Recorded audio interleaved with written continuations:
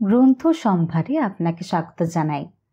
আমার আজকের নিবেদন নিমাই ভট্টাচার্যের লেখা একটি ছোট গল্প শিউলি। শুরু করছি আজকের গল্প। মালপত্র গুছিয়ে রাখার পর হট কেসটাকে দেখিয়ে শৈবাল বললেন, দোয়েল কোয়েল, তোমরা আগে তোমাদের দাদুনকে খাইয়ে দিও, তারপর তোমরা দুজনে। উনি কথাটা শেষ করার আগেই দোয়েল একটু হেসে বলে, তোমার ভয় নেই, তোমার বাবাকে আমরা না খাইয়ে রাখবো না। এবার উনি মেয়েদের দিকে তাকিয়ে বলেন, তোমরা কিন্তু দাদুনকে একলা রেখে কোথাও যাবে না, দাদুনের সব কথা শুনবে। কোয়েল সঙ্গে সঙ্গে দাদুনের গলা জড়িয়ে ধরে বেশ গম্ভীর হয়ে বলে, এই বুড়ো, শুনলে তো ছেলের কথা, আমাদের পারমিশন না নিয়ে তুমি কিন্তু কোথাও যেতে পারবে না। দোয়েল বলে, তুই কিচ্ছু চিন্তা করিস না কোয়েল, পুরীতে তো দাদুন ছেলেকেও কাছে পাবে না, পুত্রবধূকেও কাছে পাবে না, আমরা যা বলবো বুড়োকে তাই শুনতে হবে। ওদের কথায় শুধু শৈবাল আর বৃদ্ধ অনিল বাবু না, সামনের বার্থের বৃদ্ধা ও মধ্যবয়সী ভদ্রলোকও হাসেন। শৈবাল ওই ভদ্রলোককে জিজ্ঞেস করেন, আপনারাও কি পুরী যাচ্ছেন? উনি পাশের বৃদ্ধাকে দেখিয়ে বলেন, না না, আমার মামিমা যাচ্ছেন, আমি যাচ্ছি না। শৈবাল বৃদ্ধার দিকে তাকিয়ে বলেন, মাসিমা, আপনিও মেয়ে দুটোর দিকে একটু খেয়াল রাখবেন। দোয়েল সঙ্গে সঙ্গে বলে, দিদাকে কিচ্ছু করতে হবে না, আমরাই দিদাকে দেখব। বৃদ্ধা একগাল হাসি হেসে বলেন, আমার মতো বুড়িকে দেখাশোনা করতে তোমাদের কষ্ট হবে না তো? ও মা, না না, কিচ্ছু কষ্ট হবে না। দোয়েল মুহূর্তের জন্য থেমে বলে, এই বুড়োকে যদি সামলাতে পারি তাহলে আপনার মতো সুন্দরী দিদাকে দেখাশোনা করতে আমাদের কোনো অসুবিধা হবে না। বৃদ্ধা চাপা হাসি হেসে বলেন, আমাকে আর সুন্দরী বলো না, তোমাদের মতো সুন্দরী তো চোখেই পড়ে না। কোয়েল বলে, ও কথা বলবেন না দিদা, আপনাকে এই বয়সে যখন এত সুন্দর দেখতে, তখন অল্প বয়সে যে কত সুন্দর ছিলেন তা ভাবাই যায় না। উনি চাপা হাসি হেসে বলেন, তোমরা যাই বলো না কেন, আমি অল্প বয়সেও তোমাদের মতো সুন্দর ছিলাম না। বৃদ্ধ অনিল বাবু একবার হাতের ঘড়ি দেখিয়ে ছেলেকে বললেন, হ্যাঁ রে খোকা, তুই এবার যা, বাড়িতে বৌমা একলা আছে। দোয়েল বলল, হ্যাঁ হ্যাঁ বাবা, তুমি যাও, মায়া মাসি আজ কাজে আসবে না, মা অনেকক্ষণ একলা একলা আছে। শৈবাল বাবাকে প্রণাম করার পর দুই মেয়েকে একটু আদর করে ট্রেন থেকে নামার আগে বলেন, তোমরা রোজ একবার করে ফোন করতে ভুলে যেও না যেন। দোয়েল বলল, হ্যাঁ হ্যাঁ, রোজই ফোন করব বাবা, সময় পেলে তুমিও ফোন করো, কেমন? হ্যাঁ রে মা, নিশ্চয়ই করব। প্রায় সঙ্গে সঙ্গে বৃদ্ধার বোনপো মাসিকে প্রণাম করে বিদায় নিলেন। ২-৫ মিনিট পরই ট্রেন ছাড়ল। ট্রেন ছাড়ার পরপরই কোচ অ্যাটেন্ডেন্ট চার্টের উপর চোখ বুলিয়েই অনিল বাবুকে জিজ্ঞেস করে, আপনি মিস্টার ব্যানার্জি? হ্যাঁ। আর ওরা দুজনে মিস ডি ব্যানার্জি আর মিস কে ব্যানার্জি? হ্যাঁ। এবার কোচ অ্যাটেন্ডেন্ট বৃদ্ধার দিকে তাকিয়ে বলে, আপনি মিসেস চৌধুরী? বৃদ্ধা উত্তর দিলেন, হ্যাঁ। কোচ অ্যাটেন্ডেন্ট সঙ্গে সঙ্গে চলে যায়। দোয়েল হটকেস খুলতে খুলতেই বলে, দাদুন, তাড়াতাড়ি হাত ধুয়ে এসো। কোয়েল সঙ্গে সঙ্গে ব্যাগ থেকে সাবান তোয়ালে বের করে বৃদ্ধের দিকে এগিয়ে দেয়। অনিল বাবু বাথরুম থেকে ঘুরে আসতেই দোয়েল ওর হাতে লুচি আলুর দমের প্লেট তুলে দেয়। দ্বিতীয় প্লেটটি ও মিসেস চৌধুরীর দিকে এগিয়ে ধরতেই উনি একটু হেসে বললেন, দিদি, তোমরা খাও, আমি খেয়ে এসেছি। কোয়েল বলল, আপনি বাড়ি থেকে যা খেয়ে এসেছেন তা এতক্ষণে হজম হয়ে গেছে দিদা। দোয়েল বলে, এই ছোট্ট ছোট্ট ২-৪টে লুচি খেতে আপনার কোনো কষ্ট হবে না দিদা, আমরা ৩ জনে খাবো আর আপনি খাবেন না, তাই কখনো হয়? কিন্তু না না দিদা, এক যাত্রায় পৃথক ফল হতেই পারে না, নিন নিন, ধরুন। মিসেস চৌধুরী প্লেট হাতে নিতেই কোয়েল ওর দিকে তাকিয়ে বলে, that's like a good girl. ওর কথা শুনে উনি না হেসে পারেন না। খেতে খেতে মিসেস চৌধুরী অনিল বাবুর দিকে তাকিয়ে বলেন, আপনার এই দুটি নাতনি কি যমজ? হ্যাঁ। কোয়েল সঙ্গে সঙ্গে পাশ ফিরে বলে, দাদুন তুমি মিথ্যে কথা বলছো কেন? ও মিসেস চৌধুরী থেকে তাকিয়ে বলে, আমরা মোটেও যমজ না, দিদি আমার থেকে 7 মিনিটের বড়। মিসেস চৌধুরী চাপা হাসি হেসে বলেন, ও তাহলে তো তোমরা যমজ না। লুচি আলুর দমের পর্ব শেষ হতে দোয়েল সবাইকে মিষ্টি দেয়। মিষ্টি খেতে খেতে মিসেস চৌধুরী দোয়েল কোয়েলের দিকে তাকিয়ে জিজ্ঞেস করেন, তোমরা বুঝি একটু রাত করে খাওয়া দাওয়া করো? কোয়েল সঙ্গে সঙ্গে বলে, হ্যাঁ দিদা। দোয়েল বলে, আসলে 10টা পর্যন্ত তো আমরা পড়াশোনাই করি, তারপর আমরা সবাই মিলে একটু আড্ডা দেবার পর সবাই একসঙ্গে খেতে বসি। ও, তো তোমাদের দাদুনও অত রাত্রে খাওয়া দাওয়া করেন? ও হাসতে হাসতে বলে, ও মা, আমরা দুই বউ দুপাশে না বসলে তো বুড়ো খেতেই পারে না। কোয়েল সঙ্গে সঙ্গে বলে, জানেন দিদা, এই বুড়ো যেমন আমাদের দুজনকে দুপাশে না নিয়ে ঘুমোতে পারে না, আমরা দুজনেও বুড়োকে কাছে না নিয়ে শুতে পারি না। তোমাদের দাদুন সত্যি বড় ভাগ্যবান। এতক্ষণ চুপ করে থাকার পর অনিলবাবু মিসেস চৌধুরীর দিকে তাকিয়ে বলেন, হ্যাঁ সত্যি আমি ভাগ্যবান। শুধু এরা দুজনে না, আমার ছেলে আর পুত্রবধূও অসম্ভব ভালো। দাদুনকে শুয়ে দেবার পর দোয়েল কোয়েল উপরের বার্থে যায়। দোয়েল বার্থের বাইরে মুখ নিয়ে মিসেস চৌধুরীকে জিজ্ঞেস করে, দিদা আপনি কোথায় উঠবেন? আমি বরাবরই হালদার মশাইয়ের পুরী হোটেলে উঠি। ও একটু উত্তেজিত হয়ে বলে, ও মা, আমরাও তো পুরী হোটেলেই উঠব। কোয়েল সঙ্গে সঙ্গে বলে, দিদা আমরা পাশাপাশি ঘরে থাকবো কেমন? আপনি পাশের ঘরে থাকলে খুব মজা হবে। মিসেস চৌধুরী একটু হেসে বলেন, তোমাদের দুজনকে কাছে পেলে তো আমিও আনন্দে থাকবো দিদি। হ্যাঁ, ওরা পাশাপাশি ঘরেই থাকেন।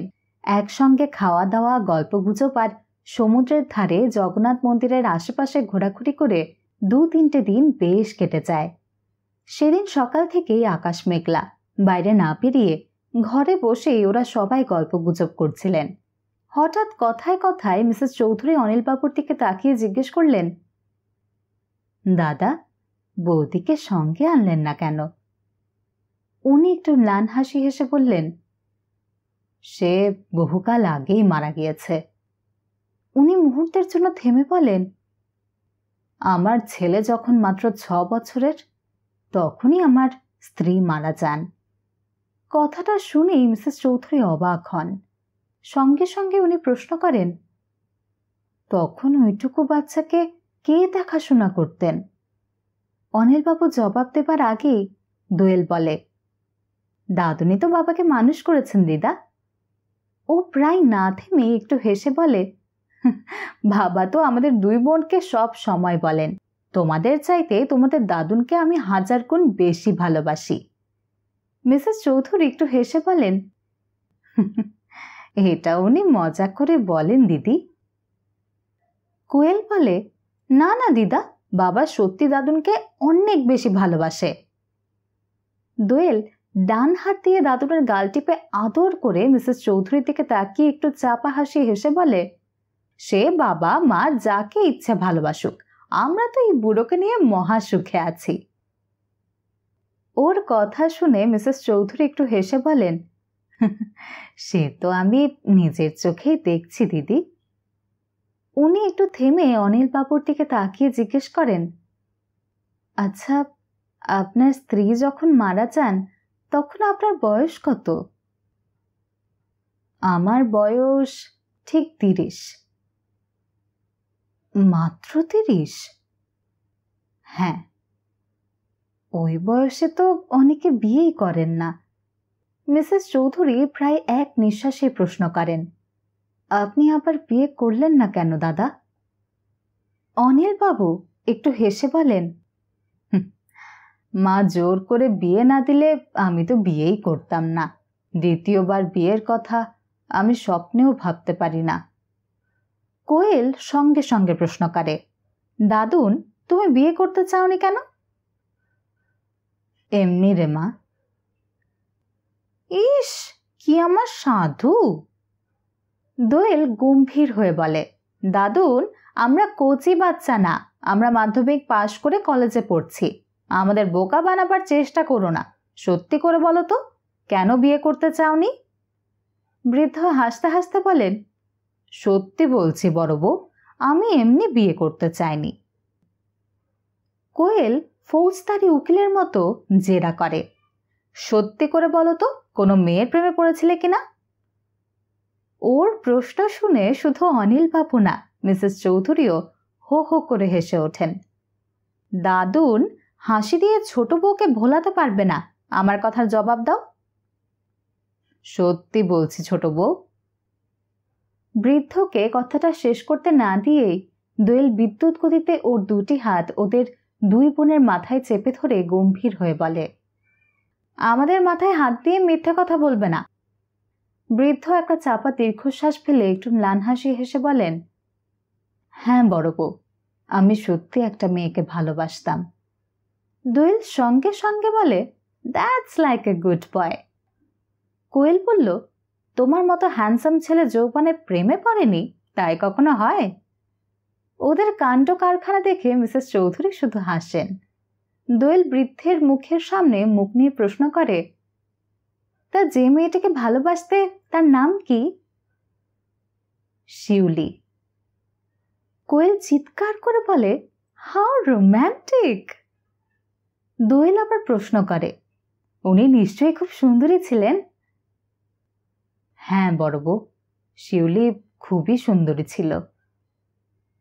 বৃদ্ধ অনিল বাবু মুহূর্তের জন্য থেমে একটু হেসে বলেন, ও লেখাপড়া যেমন ভালো ছিল, সেরকমই ভালো গান গাইতে পারত। কোনো মতে হাসি চেপে কোয়েল জিজ্ঞেস করে, আচ্ছা কিভাবে তোমাদের ভাব হলো? বৃদ্ধ চাপা হাসি হেসে বলেন, আমার বাবার মতো শিউলির বাবাও রেলের ডাক্তার ছিলেন। আমরা পাশাপাশি বাংলোয় থাকতাম। আচ্ছা, প্রথম যখন আলাপ হয় তোমাদের, তখন তোমাদের বয়স কত?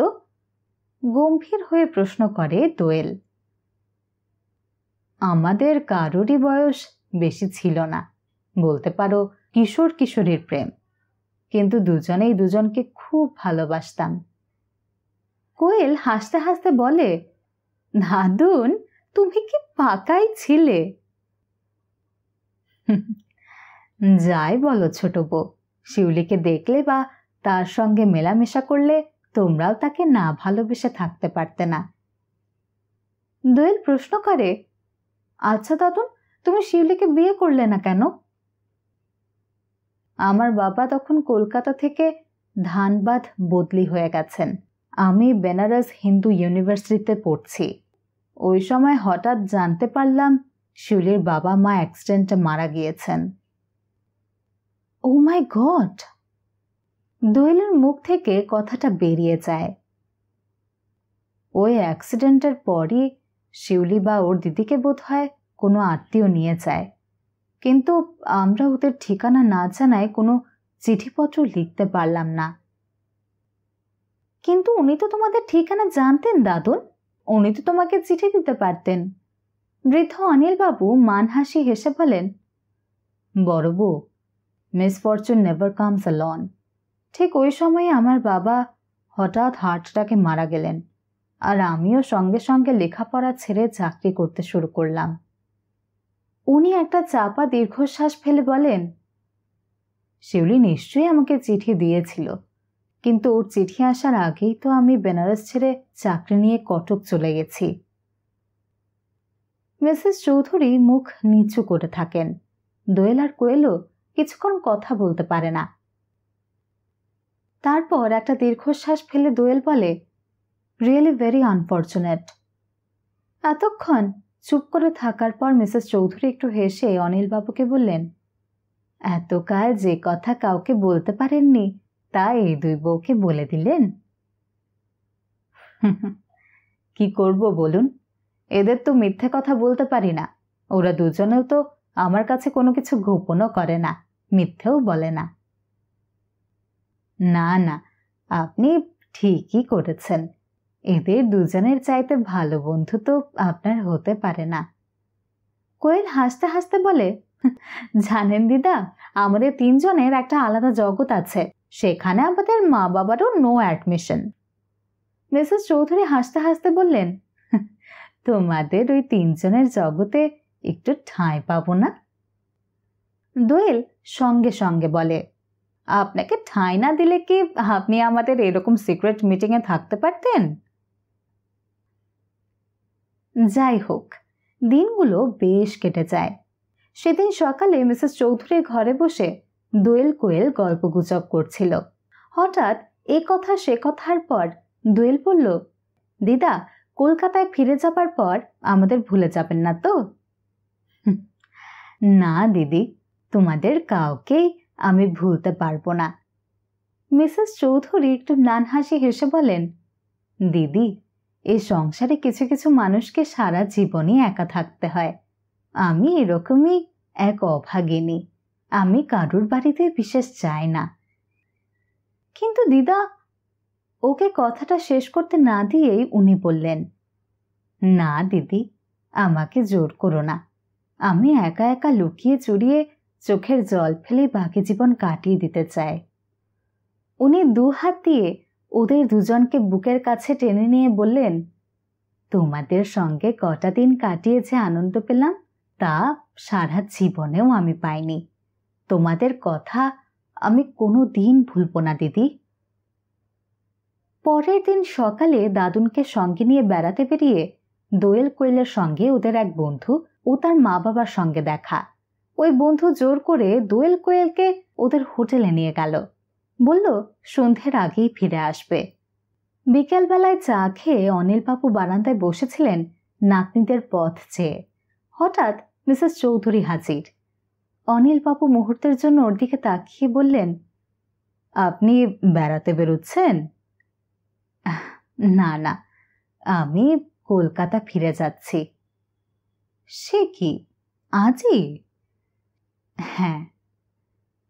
উনি মুহূর্তের জন্য থেমেই হঠাৎ নিচু হয়ে অনিলবাবুকে প্রণাম করে ম্লান হাসি হেসে বললেন, আমাকে চিনতে পারলে না? অনিলবাবু অবাক বিস্ময়ে ওর দিকে তাকিয়ে বলেন, না ঠিক। আমি শিউলি। তুমি শিউলি? হ্যাঁ। মিসেস চৌধুরী আর এক মুহূর্ত না দাঁড়িয়ে আঁচল দিয়ে মুখ চেপে ধরে ঝড়ের বেগে ঘর থেকে বেরিয়ে গেলেন।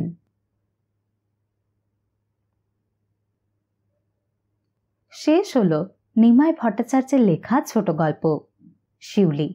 যদি আমার গল্প পাঠ আপনার ভালো লেগে থাকে তাহলে ভিডিওটি অবশ্যই লাইক এবং শেয়ার করবেন এবং চ্যানেলটিকে সাবস্ক্রাইব করার অনুরোধ রইল।